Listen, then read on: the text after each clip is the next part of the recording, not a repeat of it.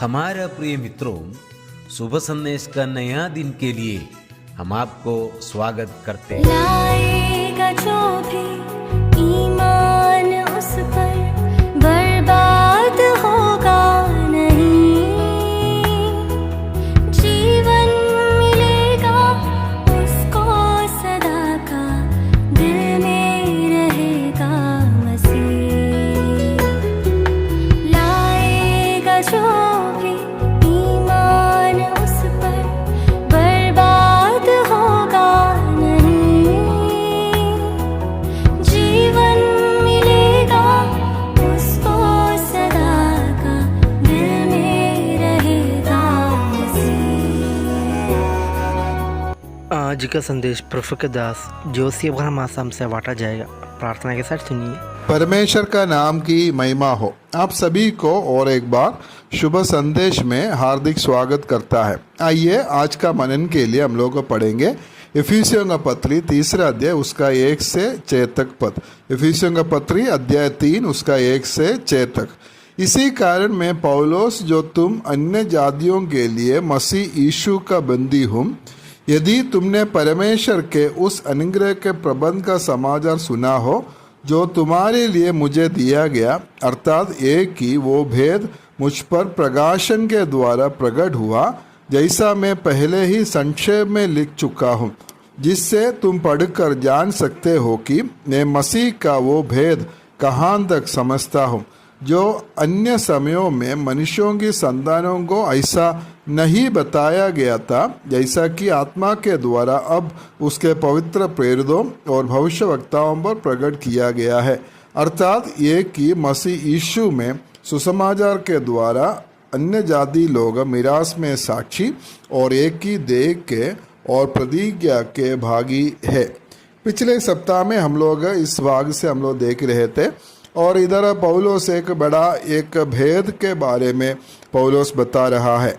और भेद का मतलब बाइबल का जो भाषा में हम लोग देखने से ये एक बहुत बड़ा गुप्त बात था, परमेश्वर का मन का एक गुप्त बात था। और पुराने समयों में, जो पुराना नियम के समय में या पुराना समयों में किसी को भी इसको नहीं बताया, लेकिन अभी क्या हुआ है, पवित्र प्रेरितों और भविष्यवक्ताओं के द्वारा इस भेद को प्रकट किया है। इसलिए आज ये भेद नहीं है, ये आज जो परमेश्वर प्रकट किया हुआ बात है। और ऐसे एक भेद का विषय में पौलुस इधर कह रहा है। कलीसिया परमेश्वर का मन का एक बहुत बड़ा गुप्त बात था। पुराना नियम में हम लोग कहीं में भी कलीसिया के बारे में नहीं पढ़ता है, लेकिन ये परमेश्वर का योजना में था, परमेश्वर का मन में था, लेकिन वो भविष्यवक्ताओं को और किसी को भी उसके बारे में नहीं बताया। और ये नया नियम के समय में हम देख सकता है जो परमेश्वर उसको प्रकट किया बोलकर हम लोग समझ सकता है।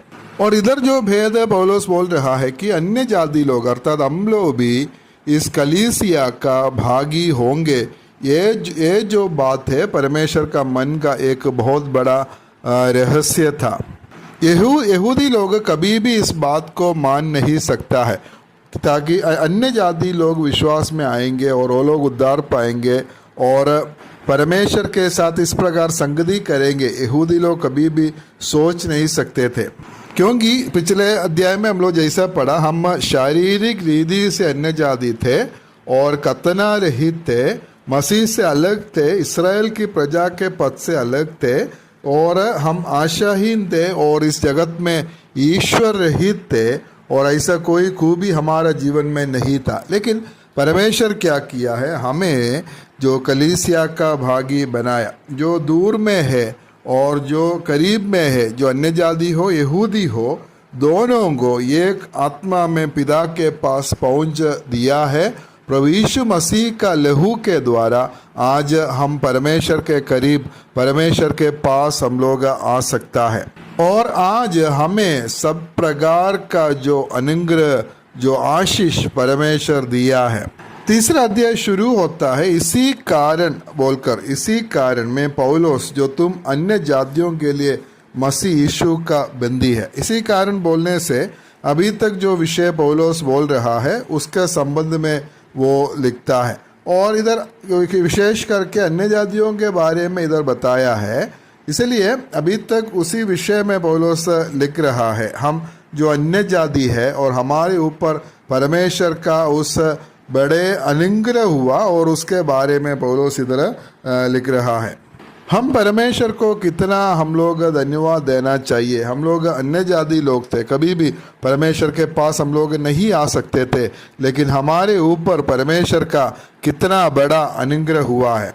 और पहले पद में हम ऐसे पढ़ता है, इसी कारण मैं पौलुस जो तुम अन्य जातियों के लिए मसीह यीशु का बंदी हो। इधर पौलुस जो बता रहा है, मैं मसीह यीशु का बंदी हूँ। हमें मालूम है ये इफिसियों का पत्री जो है पौलुस बंदी गृह से लिखा है, जेल से लिखा हुआ एक पत्री है। पौलुस जब रोम में जब जेल में था और उस समय सुसमाचार के कारण वो जेल में था, उसी समय इफिसियों का पत्री, फिलिपियों का पत्री, कोलोसियों का पत्री और फिलेमोन का पत्री पौलुस लिखा है। और जेल से जो पौलुस से पत्री लिखा है और पौलुस बोलता है मैं मसीह यीशु का बंदी हूँ। पौलुस ये नहीं बता रहे कि मैं रोम का एक बंदी हूँ, लेकिन पौलुस बता रहा है मैं मसीह यीशु का एक बंदी हूँ। वो बंधुआई जो है ये एक पराजय नहीं है, फिर विजय होता है। सुसमाचार का प्रति, प्रभु यीशु मसीह का प्रति सुसमाचार सुनाने का द्वारा वो बंदी गृह में है, वो कभी पराजय नहीं है, वो क्या होता है, वो विजय का एक समय है। प्रभु का प्रति या सुसमाचार का प्रति अगर हम लोग दुख सहता है, कष्ट सहता है, तो हमारा हार नहीं है, वही हमारा असली जीत है। और इधर हम लोग पढ़ते हैं, इसी कारण मैं पौलुस जो तुम अन्य जातियों के लिए मसीह यीशु का बंदी हूँ। इधर पौलुस बोलता है कि मैं तुम अन्य जातियों के लिए मसीह यीशु का बंदी हूँ।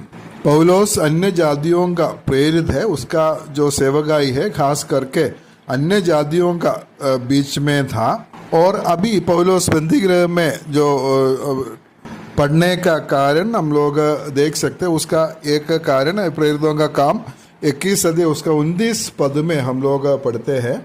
उन्होंने इससे पहले इफिसुस वासी त्रोफिमुस को उसके साथ नगर में देखा था और समझे थे कि पौलुस उसे मंदिर में ले आया है।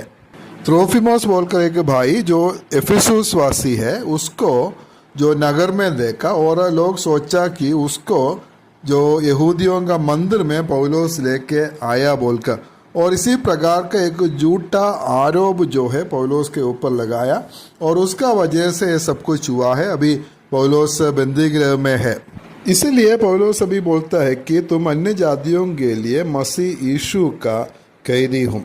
इस दुनिया का लोग हमें निंदा करेंगे, हमें जो हमारे ऊपर गलत जो आरोप लगाएंगे, हमें ताड़ना देंगे। हम लोग प्रभु का प्रति दुख हम लोग सहना पड़ता है और समस्या हमारा जीवन में हो सकता है, लेकिन ये सबका बीच में हम लोग समझना है कि क्या है, ये हमारा जो हार नहीं है, वो हमारा जीत है।